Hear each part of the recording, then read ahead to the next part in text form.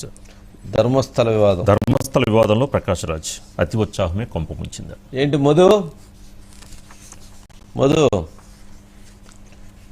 ఏంటి మొత్తానికి ప్రకాష్ రాజు తనంతట తానే వల్ల చిక్కున్నాడా ఏంటి?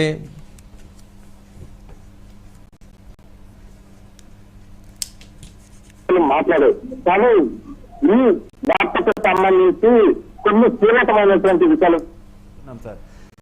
ధర్మశాల హిందూ ధర్మం, అదేవిధంగా హిందూ ధర్మాన్ని మోస్తున్నటువంటి కాపాడేటటువంటి వాటి వెనక ఒక కుట్ర జరిగింది సార్.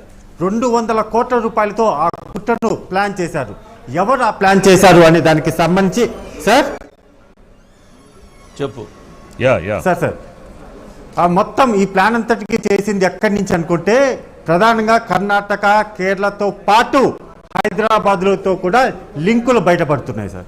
మెయిన్గా పవన్ కళ్యాణ్ సంబంధించి ఎప్పుడైతే నా హిందూ ధర్మం మొదలుపెట్టారో పవన్ కళ్యాణ్ టార్గెట్ చేయడం, కొన్ని తెలుగు యూట్యూబ్ ఛానళ్లతో పాటు కొంతమంది ఇతర ప్రాంతాలలో ఉంటూ కూడా ఏదైతే కొన్ని వందల వేల సంవత్సరాల చరిత్ర ఉన్నటువంటి టెంపుల్స్ ఉంటాయో వాటిని టార్గెట్ చేయాలని అనుకున్నారు. అందులో ఫస్ట్ ఎంచుకున్నట్టు ధర్మశాల సార్.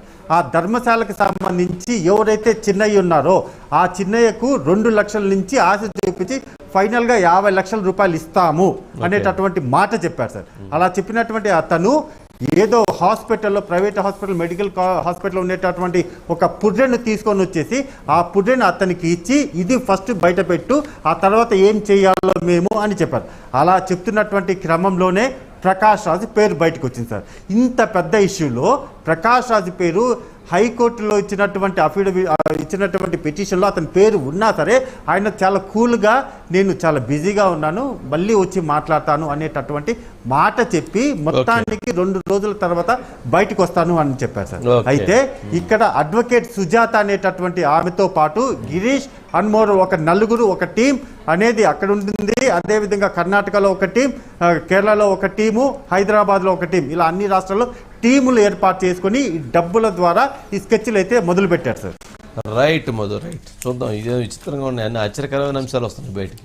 హిందూ మతం మీద దాడి.